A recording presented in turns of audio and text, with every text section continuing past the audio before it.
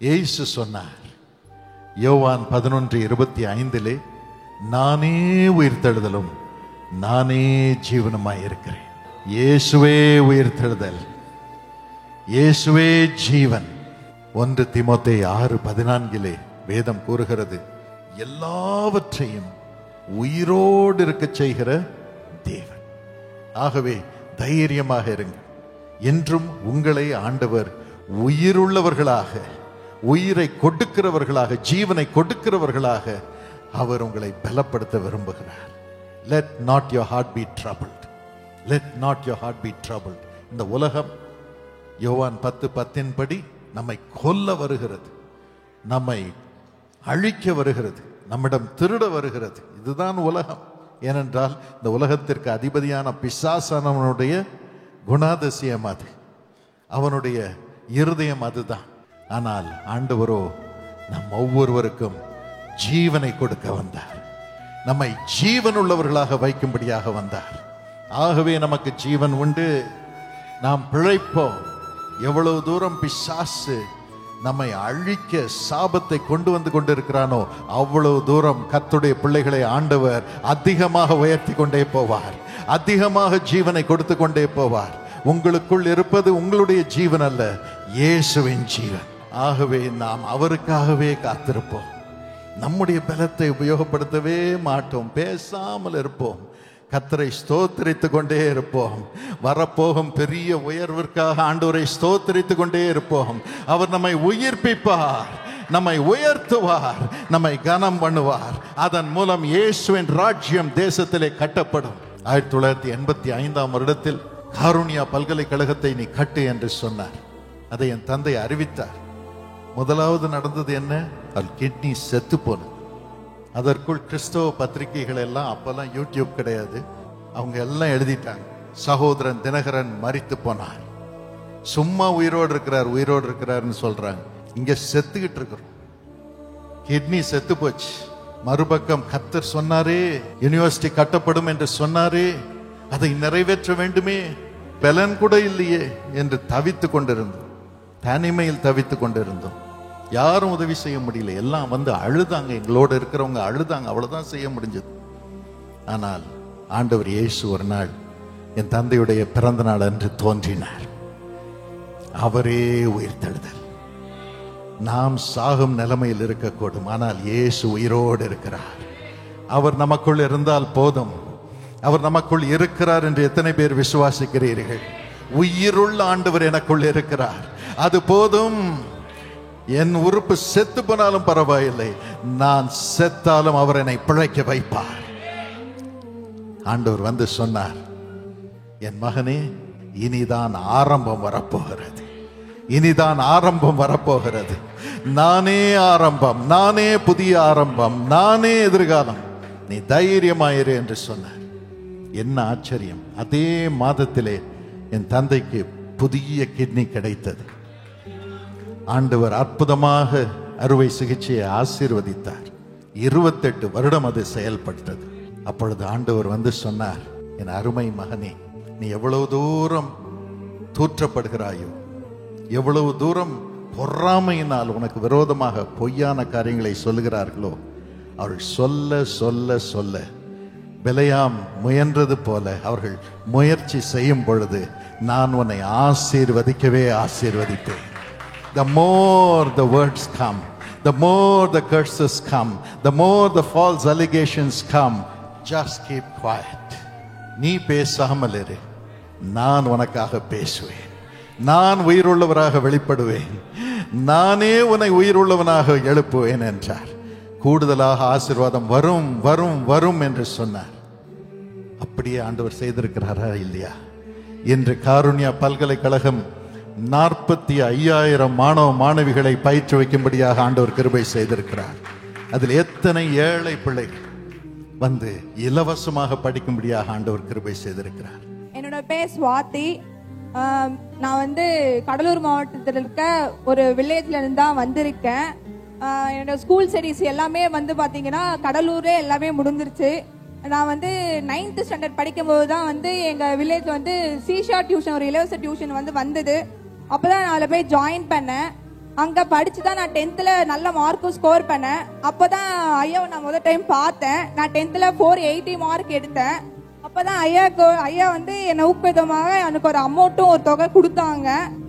அதுக்கப்புறம் நான் 12th நல்லா படிச்சு மார்க் நல்லா ஸ்கோர் பண்ணேன். நெக்ஸ்ட் நான் என்ன பண்றதுன்னு எனக்கு தெரியல. எனக்கு வந்து அக்ரிகல்ச்சர் படிக்கணும் தான் ரொம்ப ஆசை. அதுக்கு படிக்கிறதுக்கு எங்க வீட்டுல படிக்க வைக்கிறதுக்கு அதுக்கான அமௌண்ட்டும் எங்களுக்கு இல்ல. என்ன பண்றதுன்னு தெரியல. அப்போ வந்து கோயம்புத்தூர்ல இருக்க ஒரு காரூனியா யூனிவர்சிட்டியில வந்து படிக்கிறதுக்காக எனக்கு கல்வித்தொகை இலவசமாக கொடுத்து எனக்கு உதவி பண்ணது டாக்டர் பால்திகன் ஐயா தான்.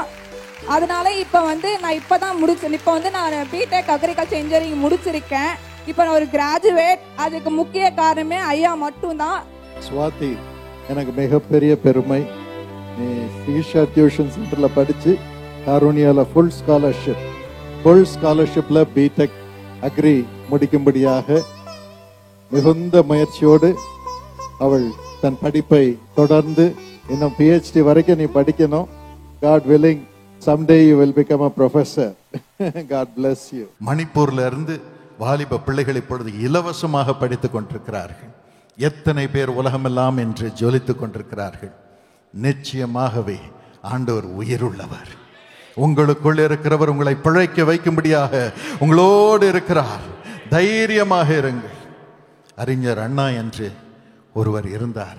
அவருக்கு கேன்சர் வந்தது. அந்த கேன்சருக்கு ஆபரேஷன் பண்ணினார்கள். கடைசியில் அவள் சொன்னார்கள், இது உடலெல்லாம் பரவி விட்டது, என்ன செய்வது என்று யோசித்தார்கள். அப்பொழுது ஒருவர் சொன்னார், ஒரு ரேடியம் பிளேட் உள்ளே வச்சிடலாம். அப்பெல்லாம் ரேடியேஷன் பெருசா கிடையாது, கீமோதெரப்பி கிடையாது. அவருக்குள்ள அந்த ரேடியம் பிளேட்டை வச்சு மூடிட்டார். இந்த கேன்சர் கிருமி எழும்பும் பொழுது அந்த ரேடியம் பிளேட்டில் இருக்கும் ரேடியம் இந்த கேன்சர் கிருமிகளை கொல்லும் கொல்லும் கொல்லும். அவருக்கு உயிரை கொடுக்கும். அவர் உயிரோடு எழும்பினார். உயிரோடு சில நாட்கள் வாழ்ந்தார். நமக்குள்ளும் ஒரு ரேடியம் பிளேட்டை ஆண்டவர் வைத்திருக்கிறார். அதுதான் இயேசுவின் உயிர்த்தெழுந்த ஆவி. இயேசுவின் உயிர்த்தெழுந்த ஆவி நமக்குள் இருக்கிறார். இந்த பொல்லாத பிசாசு நம்மை கொல்லும்படியாக, பாவத்தின் வேரை கொண்டு வரும்படியாக, இச்சைகளை கொண்டு வரும்படியாக, பொல்லாத மனிதர்களுடைய சீற்றத்தை கொண்டு வரும்படியாக, பொல்லாத நோய்களை கொண்டு வரும்படியாக எழும்பொழுது நமக்குள் இருக்கும் கிறிஸ்துவின் ஆவியாகிய அந்த ரேடியம் பிளேட் ஒவ்வொன்றையும் அழிக்கும். உங்களுக்கு குறிக்கப்பட்ட நாள் வரைக்கும் நீங்கள் பிழைத்திருக்கும்படியாக கர்த்தர் செய்வார். பிழைத்திருப்பது மட்டுமல்ல, நீங்கள் ராஜரீகம் பண்ணும்படியாகவும் கர்த்தர் உங்களை எழுப்புவார். உங்களை உயர்ந்த ஸ்தானங்களுக்கு ஏறி வர பண்ணுவார். ஆகவே தைரியமாக இருங்கள். ஒரு லிவர் செத்து போகும் பொழுது டிரான்ஸ்பிளான்ட் பண்ணுகிறார்கள். ஒரு சின்ன லிவரை தான் யார்ட்டையாவது உயிருள்ள லிவரை வெட்டி அந்த செத்த லிவரோடு இணைக்கிறார்கள். இந்த வைத்தியர் சொன்னார், சின்ன லிவர் போதுங்க, சின்ன போர்ஷன் ஆஃப் த லிவர் போதும். லிவர் தான் மிகப்பெரிய ஆர்கன்.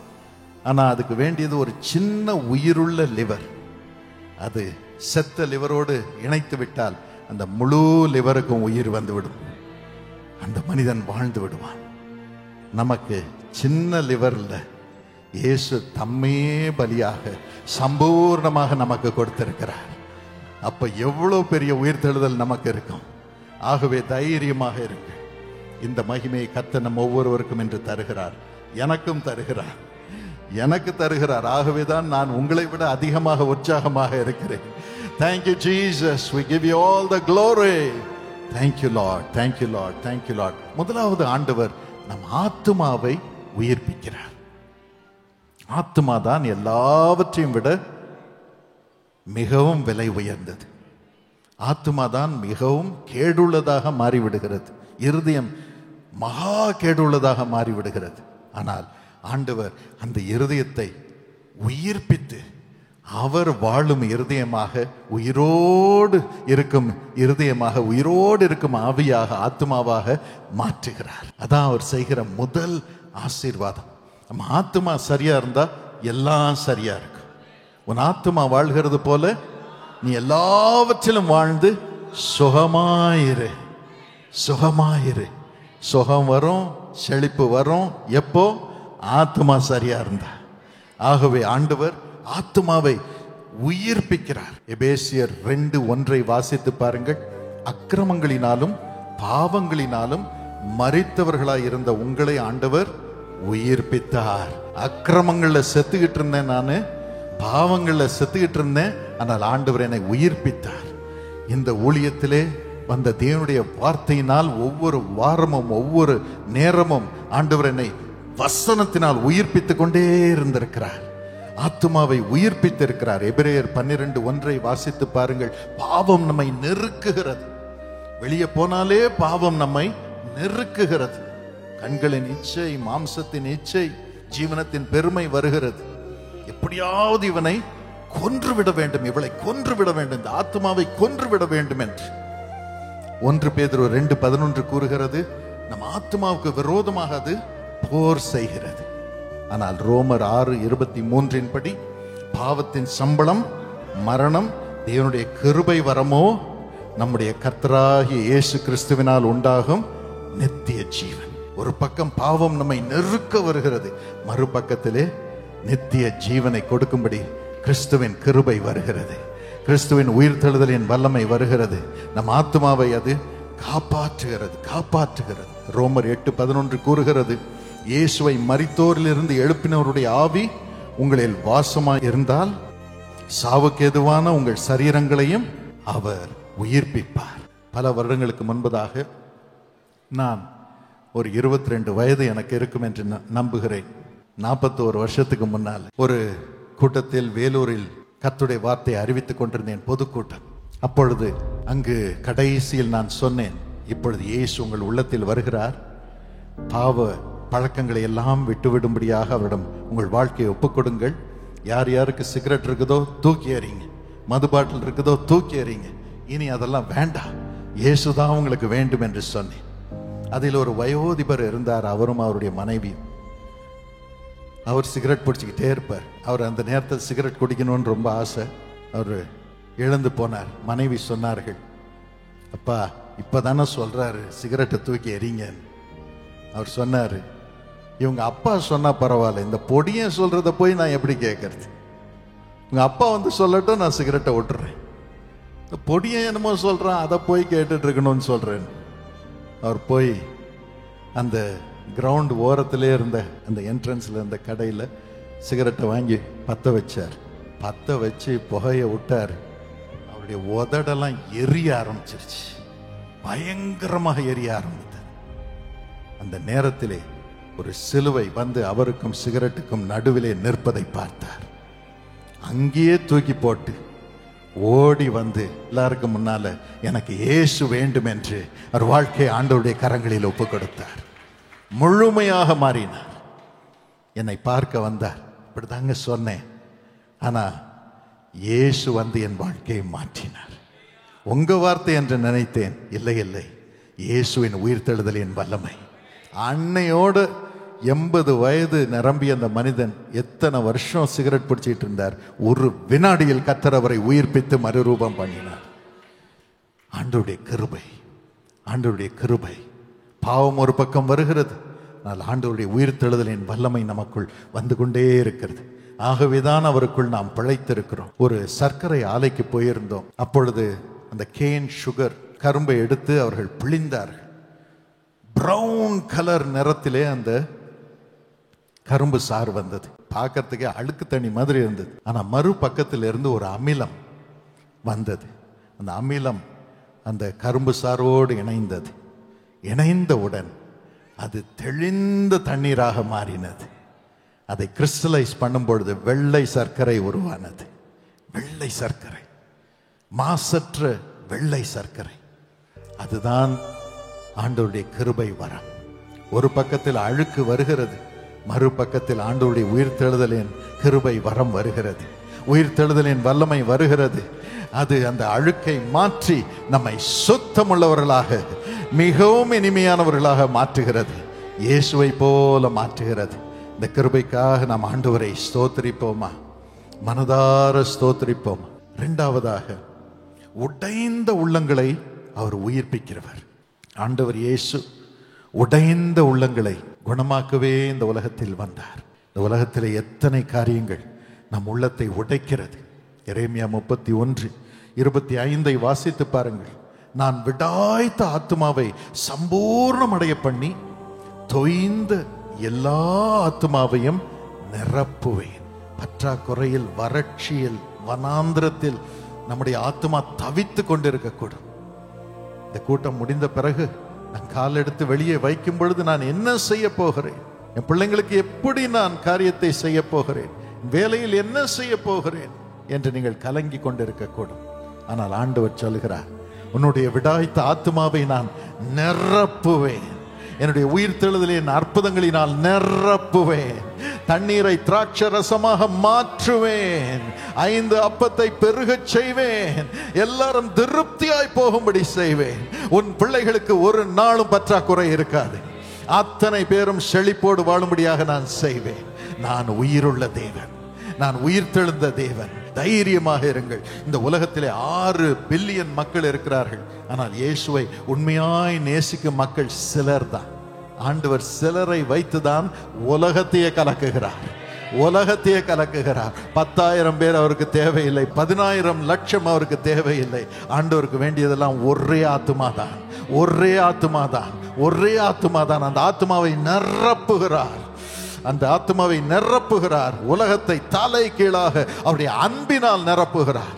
விரோதத்தினால் அல்ல, சண்டையினால் அல்ல, மற்றவர்களை அழிப்பதினால் அல்ல, நாம் ஜீவனை கொடுக்கிறவர்களாக எழும்பும்படி ஆண்டவர் செய்கிறார். உங்கள் ஒவ்வொருவரையும் 1000-ஆக அவர் பெருகச் செய்கிறார்.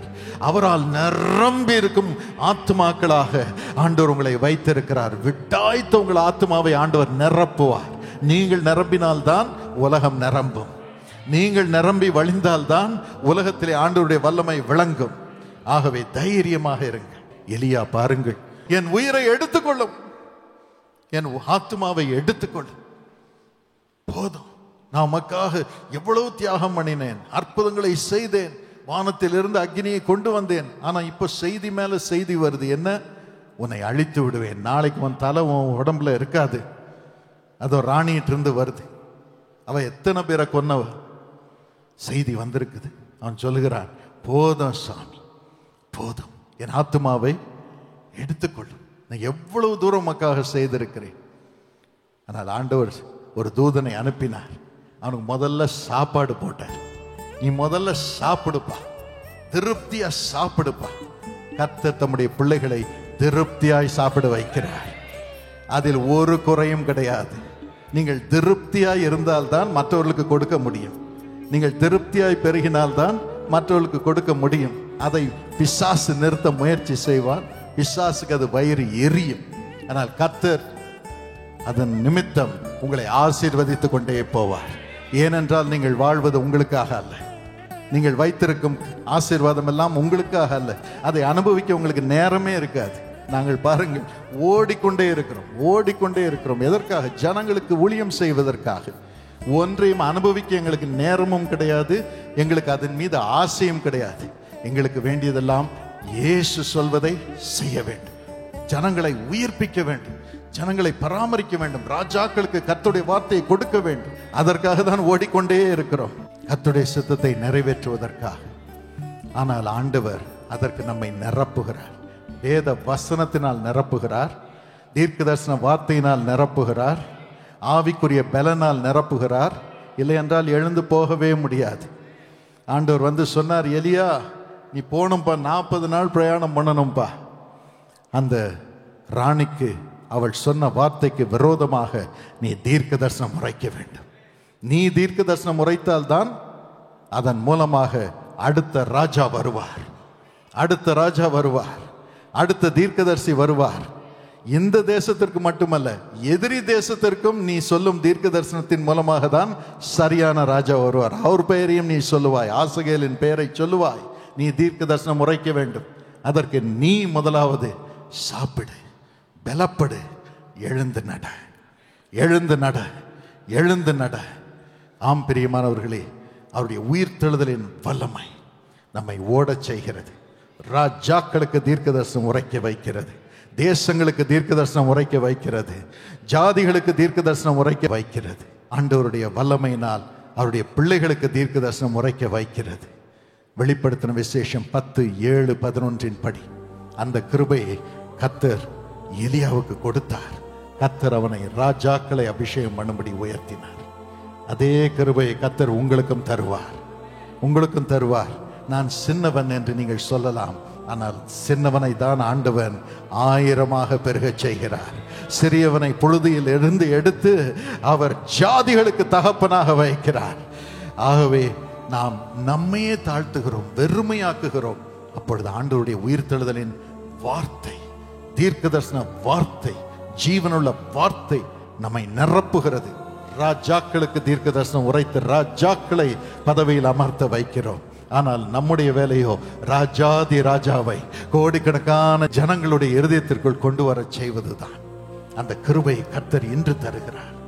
நாம் அதிலே மகிழ்ந்து சந்தோஷம் அடைவோம். ஆனாலும் இந்த உலக பிரகாரமாக கஷ்டம் வரும்பொழுது, தவறான வார்த்தை வரும்பொழுது, துக்கம் வரும்பொழுது, நமக்கு விரோதமாக தீங்கு செய்யப்படும் பொழுது நம்முடைய உள்ளமெல்லாம் உடைகிறது. நான் எவ்வளோ நல்லது செஞ்சிருக்கேன் பாரு, என் குடும்பத்தினரே எனக்கு விரோதமா பேசுறாங்க. எவ்வளோ காசு கொடுத்திருக்கேன் இவருக்கு, எவ்வளோ உதவி செய்திருக்கிறேன் பார், அவர் தான் முன்னால் நின்று என்னை கேவலமாக பேசுகிறார், எனக்கு உதவி செய்ய வரவில்லை என்று சொல்லுகிறோம். மனுஷிகமாக அது நடைபெறுகிறது. ஆனால் அந்த நேரத்திலும் ஆண்டவருடைய உயிர்த்தெழுதலின் வல்லமை இறங்குகிறது. அவர் சொல்லுகிறார், என்னுடைய அன்பையே பாருப்பா, நான் உன் மீது அன்பாக இருக்கிறேன், சர்வ வல்லவர் உன் மீது அன்பாக இருக்கிறேன், நான் இவர்கள் அனைவரையும் விட பெரியவர். அநேக முறை என் தந்தையின் காலத்தில் இருந்தே இவ்விதமான வார்த்தைகள் வரும் பொழுது, நாங்கள் துக்கப்படும் பொழுது ஆண்டவர் சொல்லுவார், இப்பொழுது உங்களை தூற்றுகிறவர்கள் 1-2 பேர் தான், ஆனால் வரும் காலத்திலே உனக்கு லட்சக்கணக்கான மக்கள் உன்னை நேசிக்கும்படியாக செய்வேன், லட்சக்கணக்கான ஜனங்கள் உன் குடும்பத்தினராக இருக்கும்படி செய்வேன். ஜாதி இன மத வேறுபாடின்றி, பாஷை வேறுபாடின்றி அத்தனை பேரும் எங்க அப்பா, எங்க அம்மா, எங்க சகோதரன், எங்க சகோதரின்னு சொல்லும்படி நான் செய்வேன் என்று ஆண்டவர் சொன்னார். இன்று அப்படித்தான் இருக்கிறது, இன்று அப்படித்தான் இருக்கிறது. உலகம் முழுவதிலும் இயேசுவின் நிமித்தம் நாங்கள் நேசிக்கப்படும்படி ஆண்டவர் செய்கிறார். இயேசு கூட இருந்து அவரால் எங்களை நிரப்புகிறார், உயிர்த்தெழுந்த ஆண்டவரால் நிரப்புகிறார். ஆகவே தைரியமாக இருங்கள். ஒரு மனிதனையும் நீங்கள் பார்க்க வேண்டிய அவசியம் இல்லை, அவர்களால் நீங்கள் பிழைக்க வேண்டிய அவசியம் இல்லை. நீங்கள் அவர்களை ஆசீர்வதிக்கவே பிறந்திருக்கிறீர்கள், அவர்களை மறுரூபப்படுத்தவே பிறந்திருக்கிறீர்கள், அவர்களை பாவத்தில் இருந்து, இக்கட்டில் இருந்து விடுவிக்கவே பிறந்திருக்கிறீர்கள். You are higher, you are higher, much higher, much higher. இந்த காலை வேளையிலே கர்த்தர் உங்களை பலப்படுத்துகிறார். That's how you become strong. You become a king in the kingdom of God. You become a person as a heir of the kingdom of God in this world. நாம் இயேசுவின் ராஜ்யத்தை இந்த உலகத்திலே ஸ்தாபிக்க வேண்டும். அதற்காகவே கர்த்தர் நம்மை அழைத்திருக்கிறார். இவைகள் ஒன்றும் என்னை தொடுவதில்லை என்று பக்தன் சொன்னான். எல்லாம் வருது, ஆனா ஒண்ணு என்ன தொடுறதில்லை. ஏன்னா எனக்குள் உயிர்த்தெழுந்த ஆண்டவருடைய பிளேட் இருக்கிறது, அவருடைய ஆவி இருக்கிறது. அவரையே நோக்கி பார்த்து அவரால் உயர்ந்த ஸ்தானங்களுக்கு இன்னும் உயரும்படியாக கிருபை தருகிறார். எல்லாரையும் ஆசீர்வதிக்க, எல்லாரையும் ஆசீர்வதிக்க, எல்லாரையும் நேசிக்க, பிதாவே இவர்களுக்கு மன்னியும், தாங்கள் செய்கிறது என்னதென்று அறியாதிருக்கிறார்களே என்று சொன்னார். இன்று பாருங்கள், கோடி கோடி ஜனங்கள் 2000 வருடங்களாக இயேசுவை சுமந்து வருகிறார்கள், ராஜாதி ராஜாவாக சுமந்து வருகிறார்கள். அந்த கிருபையை கர்த்தர் இன்று தருவார். ஒரு விதவை தாய் இருந்தார்கள், அவர்களுக்கு ஒரே மகள். ஆனால் ஒரு நாள் வேலைக்கு போய் அவள் திரும்பி வரும்பொழுது ஒருவன் அவளை பிடித்தார், கற்பழித்தான், கற்பழித்து கொன்றான். தாயின் உள்ளம் உடைந்து போனது. அவளை நேசித்த ஒரே ஒருவர் தான் அவருடைய மகள் தான். இந்த மகளை அநியாயமாக கொன்று விட்டார். பயங்கர கோபம். அவனை பிடித்தார்கள், அவனுக்கு மரண தண்டனை கொடுத்தார்கள். ஆனால் அவனுடைய லாயர்ஸ் எல்லாம் வாதாடினார்கள். கடைசியில் அவனுக்கு ஆயுள் தண்டனை கொடுத்தார்கள். அது பேப்பர்ல வந்தது. அதை படித்த பொழுது தாயின் உள்ளம் உடைந்தது, கோபம் பெருகினது. ஒரு கத்திரிக்கோலை எடுத்து மனிதனுடைய முகத்தை வெட்டுன்னு வெட்டி அந்த பத்திரிகையின் படத்தை வெட்டினாள். மனிதனுடைய முகத்தின் படத்தை வெட்டினாள். இவ்வளோ கோபம். அப்போ ஆண்டவரை சுமந்து கொண்டிருந்த அந்த தாயின் உள்ளத்திலே ஒரு சத்தம் கேட்டது. அந்த சத்தம் சொன்னது, எவ்வளவு நாள் நீ துக்கத்திலும் வெறுப்பிலும் அமிழ்ந்து கிடப்பாய்? எவ்வளவு நாள் நீ துக்கத்திலும் வெறுப்பிலும் அமிழ்ந்து கிடப்பாய்? நீ அவனை மன்னி.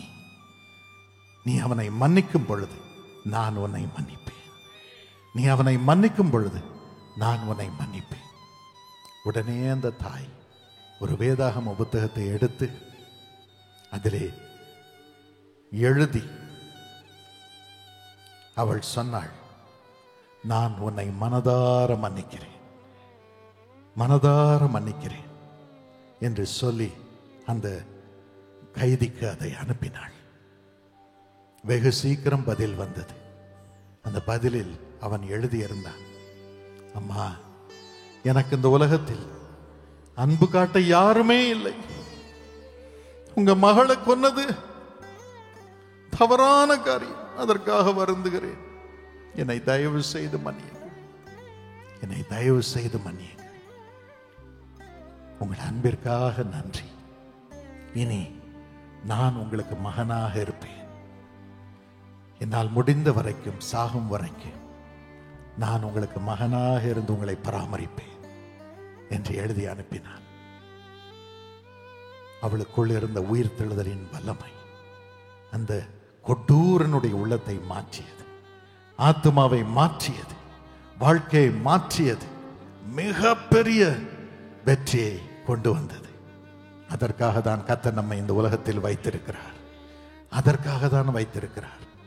ஆகவே இந்த நாளில் அந்த உயிர்த்தெழுதலின் வல்லமையினால் கர்த்தர் நம்மை நிரப்பும்படியாக நாம் வேண்டிக் கொள்வோம். அப்பொழுது என்ன வந்தாலும் சரி சந்தோஷமாக இருப்பீர்கள்.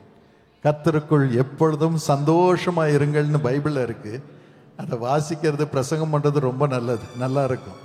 ஆனால் எப்போ அதை அனுபவிக்க முடியும்? ஆண்டவருடைய உயிர்த்தெழுதலின் வல்லமை இருக்கும் பொழுது, நம் மேலே உயர்ந்து கொண்டு இருக்கும் பொழுது. இவைகளில் ஒன்றும் என்னை தொடுவதில்லை, இவைகளில் ஒன்றும் என்னை தொடுவதில்லை. நான் மீண்டும் மீண்டும் மீண்டும் அத்தனை பேரையும் ஆசீர்வதிப்பேன், அத்தனை பேரையும் ரட்சிப்புக்குள் கொண்டு வருவேன், அத்தனை பேரையும் கர்த்தருடைய ராஜ்யத்திற்குள் பிரவேசிக்க வைப்பேன், அத்தனை பேரையும் தேவனுடைய பிள்ளைகளாக மறுரூபப்படுத்துவேன். என்றே உழைக்கும்படி வாழும்படி ஆண்டவர் கிருபை செய்கிறார். எவ்வளவு பெரிய கிருபை! இன்னும் காயப்பட்ட சரீரத்தை அவர் உயிர்ப்பிக்கிறார். எரேமியா 30:17 படி, நான் உனக்கு ஆரோக்கியம் வரப்பண்ணி என் மகனே, என் மகளே, உன் காயங்களை ஆற்றுவேன். ஆண்டவர் அவருடைய உயிர்த்தெழுதலின் வல்லமையினால் உங்களுடைய நோய்களை சுமந்திருக்கிறபடியினால் அதை நீக்குவார். உங்களுக்கு ஆரோக்கியம் வரப்பண்ணுவார். தைரியமாயிருங்கள். மார்க் 5:1-5 வரைக்கும் வாசித்து பாருங்கள். லேகியோன் என்னும் பிசாசினால் பிடிபட்ட மனிதன் தன்னுடைய சரீரத்தை கற்களினால் கிழித்து கொண்டிருந்தான். அதான் பிசாசு செய்கிறான். சரீரத்தை கிழிக்கிறான், லிவரை கிழிக்கிறான், கிட்னியை கிழிக்கிறான், பாங்க்ரியாஸை கிழிக்கிறான், நம்முடைய சரீரத்தை கிழிக்கிறான். ஆனால் இயேசுவோ அவனை தேடி சென்றார். அவனை தேடி சென்று அவன் காயங்களை ஆற்றினார். 15ஆம் வசனத்திலே இயேசுவின் அருகிலே அவனை உட்காரும்படி வைத்துக் கொண்டார். அவ்வளோ நாள் அவனுக்கு சட்டை கூட போடல. சங்கிலியினால் கட்டுவார்கள், அதை உடைத்து போடுவார். கற்களை எடுத்து தன் சரீரத்தை கிழித்துக் கொள்வான். பைத்தியக்காரனாக தெருவெல்லாம் கத்தி கொண்டு ஓடுவான். கல்லறைகளில் உட்கார்ந்திருப்பான். ஆனால் இயேசு அவனை ஆற்றி, அவனை குணமாக்கி, அவன் காயங்களை கட்டினார். அதான் இயேசுவின் உயிர்த்தெழுதலின் வல்லமை. எந்த உறுப்பையும் குணமாக்க இயேசுவுக்கு அதிகாரம் உண்டு. இயேசுவின் உயிர்த்தெழுதலின் வல்லமை ஒவ்வொரு உறுப்பையும் இன்று காலை சுகமாக்க, அத்தனை பேரையும் சுகமாக்க இயேசு இருக்கிறார். அதை நம்புகிறீர்களா? தைரியமாக இருங்கள். அவனை உட்கார வைத்து காயத்தை எல்லாம் ஆற்றி சட்டை போட வச்சு கனத்துக்குரியவனாக மாற்றினார். கனத்துக்குரியவனாக மாற்றினார். ஆஸ்பத்திரிக்கு பின் ஆஸ்பத்திரி, ஆஸ்பத்திரிக்கு பின் ஆஸ்பத்திரி என்று சிலரை தூக்கி கொண்டு போவார்கள். அவர்கள் சொல்வார்கள், பிரதர் என்னால முடியல, வீட்டில் இருக்கிறத விட ஆஸ்பத்திரி அந்த காரிடார்ல என்ன தூக்கி அந்த ஸ்ட்ரெச்சர்ல போட்டு வைக்கிறாங்க, எல்லாரும் பார்த்துட்டு போறாங்க, அவமானமா இருக்கு, சாகும் நிலையில் கிடக்கிறேன். ஏசப்பா என்ன சுகமாக்கும்படி, சீக்கிரமா சுகமாக்கும்படி சொல்லுங்க பிரதர். நான் வீட்டுக்கு போய் சமாதானமாய் வாழணும், தெருவில் கிடந்தது போதும் பிரதர் என்று அழுவார். நானும் அவர்களோடு சேர்ந்து அழுவேன். ஆனால் இயேசு அப்படிப்பட்டவர்களை உயிர்ப்பிக்கவே இந்த உலகத்திலே தமது சரீரத்தை காயப்படுத்தி கொண்டார். அந்த காயங்களை இன்னும் வைத்திருக்கிறார், நம்மை உயிர்ப்பிக்கும்படியாக. தைரியமாக இருங்கள். கடைசியாக அவர் மரித்தோரை உயிரோடு எழுப்பும் தேவன். யோவான் 11:43 படி மரித்த லாசருவை உயிரோடு எழுப்பினார். அவர் மரித்தவர்களையும் உயிரோடு எழுப்பும் ஆண்டவர். இயேசு உயிரோடு எழும்பின பொழுது என்ன நடந்தது? மத்தேயு 27:50 53 வரைக்கும் வாசித்து பாருங்கள். இயேசு தம் ஜீவனை சிலுவையில் விட்ட பொழுது பரிசுத்தவான்களுடைய கல்லறைகள் திறந்தன. எல்லாருடைய கல்லறைகளும் அல்ல, பரிசுத்தவான்களின் கல்லறைகள் திறந்தன. பரிசுத்தவான்கள் அவள் சரீரங்களும் உயிரோடு எழும்பின. ஹல்லேலூயா. இந்த உலகத்திலே அது நடைபெற்றது, இயேசு ஜீவனை விட்ட பொழுது. ஆனால் உயிரோடு எழுந்த பொழுதோ அந்த கல்லறைகளை விட்டு அதன் பிறகுதான் அவர்கள் எழுந்து பரிசுத்த நகரத்தில் பிரவேசித்து அநேகருக்கு காணப்பட்டார்கள். அது வரைக்கும் அங்கேயே கடந்திருப்பாங்கன்னு நினைக்கிறேன். சரீரம் உயிரோடு எழும்பிடுச்சு, ஆனா இயேசு உயிரோடு எழும்பின பிறகுதான் அவர்கள் எழுந்து பரிசுத்த நகரத்திலே பரிசுத்தவான்களுக்கு காணப்பட்டார்கள். நாமும் ஒரு நாள் மரித்த பிறகு உயிரோடு எழும்புவோம். கர்த்தர் நம்மை உயிரோடு எழுப்புகிறார், பரிசுத்தவான்களோடு இருக்கும்படியாக உயிரோடு எழுப்புகிறார். இந்த நம்பிக்கையை இயேசு மட்டும்தான் கொடுக்க முடியும், இயேசுவால் மட்டும்தான் கொடுக்க முடியும். 1 தெசலோனிக்கேயர் 4:14-16 வாசித்து பாருங்கள். இயேசுவானவர் மரித்த பின்பு எழுந்தார் என்று விசுவாசிக்கிறோமே. கர்த்தர் தாமே ஆரவாரத்தோடும் தேவ எக்காலத்தோடும் வானத்திலிருந்து இறங்கி வருவார். அப்பொழுது கிறிஸ்துவுக்குள் மரித்தவர்கள் முதலாவது எழும்புவார்கள். அவர் திரும்ப வருவார், நாம் முதலாவது எழுந்திருப்போம், அவரோடு இணைவோம். 1 கொரிந்தியர் 15:51-52 இதையே கூறுகிறது. பல வருடங்களுக்கு முன்பதாக அமெரிக்கா தேசத்திலே செவன்த் டே அட்வென்டிஸ்ட் என்ற சபையை சார்ந்த மக்கள் எல்லாரும் கூடினார்கள். 10,000 பேர் இருந்தார்கள். அந்த பெரிய ஸ்டேடியம், அந்த ஸ்டேடியத்திலே ஒரு பெரிய ஷோ நடத்தினார்கள். அந்த ஷோவில் இயேசு திரும்பி வரும்பொழுது எப்படி இருக்கும் என்று காண்பித்தார்கள். இயேசு ஆரவாரத்தோடும் எக்கால சத்தத்தோடும் மிகப்பெரிய சத்தத்தோடும் திரும்பி வருவதை அவர்கள் அந்த ஷோ மூலமாக காட்டினார்கள். அதை பார்க்கும் பொழுது எல்லாருடைய உள்ளமும் எழும்பினது. என் தந்தையுடைய நண்பர் ஒருவர் அங்கே இருந்தார். அவர் செவன்த் டே அட்வென்டிஸ்டில் ஒரு தலைவர். அவர் முன்பதாக ஒரு அம்மா வீல் சேர்ல உட்கார்ந்திருந்தாங்க. இயேசு திரும்ப வருவதை அப்படியே அவர்கள் காட்டும் பொழுது அவர்களையும் அறியாமல் அவர்கள் எழுந்து நின்று விட்டார்கள். எழுந்து நின்றது மட்டுமல்ல, அவர்கள் எழும்பி நடக்க ஆரம்பித்தார்கள், முற்றிலுமாக சுகமடைந்தார்கள். அவர் சொன்னார், இந்த ஒரு ஷோ மூலமாக இந்த பெண்ணுடைய மரித்த கால்கள் உயிரோடு எழும்பக்கூடும் என்றால் இயேசு திரும்பி வரும் பொழுது எவ்வளவு மகிமையாக உயிர்த்தெழுதல் இருக்க போகிறது, எவ்வளவு மகிமையான உயிர்த்தெழுதல் இருக்க போகிறது. இதுவே உயிர்த்தெழுதலின் நம்பிக்கை. இயேசு திரும்ப வருகிறார். ஒரு பொல்லாத மனிதனுடைய கிரியைகளும் வார்த்தைகளும் செய்கைகளும் பிசாசின் கிரியைகளும் அதை நிறுத்தவே முடியாது. இப்பொழுதும் அப்படியே தான் ஆண்டவர் வைத்திருக்கிறார். அது வரைக்கும் காத்திருக்க வேண்டிய அவசியம் இல்லை. இப்பொழுதே அவரோடு நாம் இணைந்திருக்கிறோம், இந்த உலகத்திலும் இணைந்திருக்கிறோம். அவர் வரும் பொழுதும் இணைவோம், இல்லை என்றால் நாம் மரித்தாலும் அவரோடு போய் இணைவோம். எவ்வளவு பெரிய நம்பிக்கை! இந்த நம்பிக்கைக்காக நாம் ஆண்டவரை ஸ்தோத்திரிப்போமா? எப்பொழுதும் ஆண்டவருடைய உயிர்த்தெழுதலின் வல்லமை ஒவ்வொருவரையும் நிரப்புகிறது, ஆத்துமாவை நிரப்புகிறது, உங்கள் உடைந்த உள்ளத்தை நிரப்புகிறது, உங்களை உயர்ந்த ஸ்தானங்களுக்கு உயர்த்துகிறது. உங்கள் உடைந்த சரீர உறுப்புகளை நிரப்புகிறது. Thank you Jesus. கர்த்தருடைய வல்லமை ஒவ்வொருவர் மீதும் இறங்கி கொண்டிருக்கிறது. என்னுடைய அருமை மனைவி ஆண்டவருடைய உயிர்த்தெழுதலின் வல்லமை அத்தனை பேர் மீதும் இறங்கும்படியாக ஜெபிக்கும்படி நான் கேட்டுக்கொள்கிறேன். அத்தனை பேரும் நாம் எல்லாரும் எழும்பி நின்று இயேசுவின் உயிர்த்தெழுதலின் வல்லமை, அதற்காக ஆண்டவரை ஸ்தோத்திரிப்போம். நம் ஆத்மாவை நிரப்பி இருக்கும் வல்லமை, அதற்காக ஸ்தோத்திரிப்போம். நம்முடைய உடைந்த உள்ளங்களை நிரப்பி இருக்கும் ஆண்டவருடைய உயிர்த்தெழுதலின் வல்லமைக்காக ஆண்டவரை ஸ்தோத்திரிப்போம்.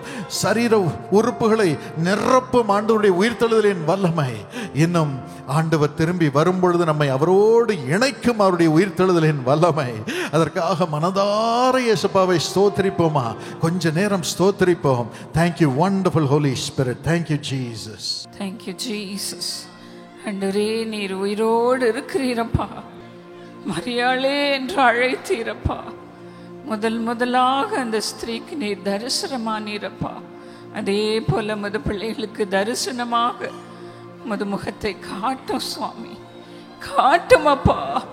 இயேசுவை நான் பார்க்க வேண்டும் என்ற ஆசையோடு வந்திருக்கிற மது பிள்ளைகளுக்கு உம்முடைய முகத்தை காட்டுவீராக. ஆண்டவரே, மது பிள்ளைகளை ஆற்றி தேற்றுவீராக. ஆண்டவரே, ஒரு இளைப்பாறுதலை இந்த நாளில் கொடுக்கும்படியாக நீர் இறங்குவீராக, இறங்குவீராக. ஒவ்வொருவரையும் நிரப்புவீராக, நிரப்புவீராக. உம்முடைய சத்தத்தை அவர்கள் கேட்கட்டும் சுவாமி. தெய்வீக சத்தத்தை அவர்கள் ஒவ்வொரு நாளும் கேட்கட்டும் அப்பா, கேட்கட்டும். உம்முடைய பலன் அவர்களை நிரப்புவதாக. மது பிள்ளைகளை உயர்த்துவீராக, உயர்த்துவீராக. ராஜாக்களோடு பிரபுக்களோடு உட்காரும்படியாக மது பிள்ளைகளை உயர்த்தும் சுவாமி. எந்த மனுஷ சத்தமும் அவர்களுக்கு கேட்கப்படாதபடி நீர் உயர்த்துகிறதற்காக உமக்கு நன்றி ஆண்டவரே. ஸ்தோத்திரம் அப்பா. கண்ணீரின் நாட்களுக்கு 2 மடங்கு மது பிள்ளைகளுக்கு சந்தோஷம் உண்டாயிருக்கட்டும் சுவாமி, சந்தோஷம் உண்டாயிருக்கட்டும். எதை எடுத்தாலும் அதில் ஒரு ஆசீர்வாதத்தை அவர்கள் பார்க்கட்டும் அப்பா, பார்க்கட்டும் சுவாமி. பணக்குறைவே மது பிள்ளைகளுக்கு வரக்கூடாதப்பா, வரக்கூடாது சுவாமி. பெருக்கத்தை கொடுப்பீராக, பெருக்கத்தை கொடுப்பீராக. இயேசுவின் நாமத்தில்